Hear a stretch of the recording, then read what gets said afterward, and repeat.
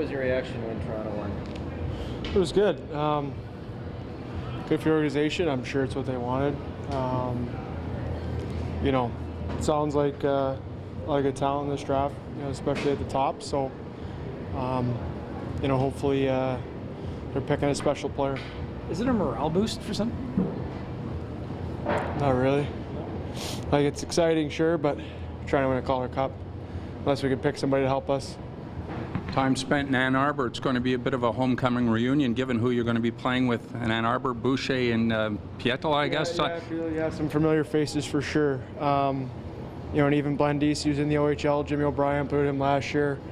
Damon Severson played against him at U18s World Championship. So definitely some guys I'm familiar with. How does that program help a young player develop?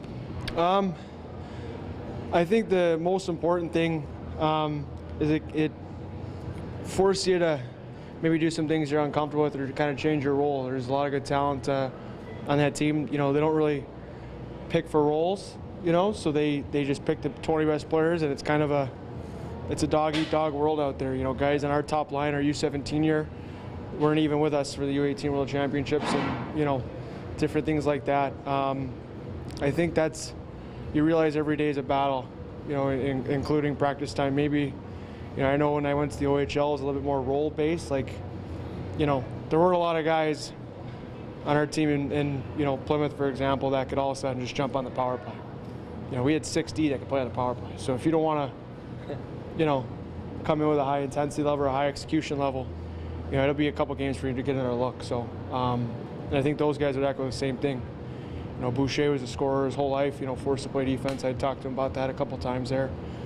Peter, I didn't know real well, but you know, sure he had a high talent level, and now he's turned himself into, you know, pretty solid two-way player, a workhorse, so to speak. So, you know, that's what I think is really, you know, big on that program, is puts a chip on your shoulder. Getting shoved back the last game, a good life lesson for the hockey club as you get ready to move it up a notch in terms of talent with this team in Albany. Yeah, I think, you know, Coach Keefe mentioned it after the game. You know, that had a bit of more of a playoff feel to it, fuller house, faster paced game than the two in Bridgeport. It was just the way it went. And that's what we're expecting against Albany. Is a tough team. You know, they've added some talent after you know, Devils season ended, so it should be a really, really good test.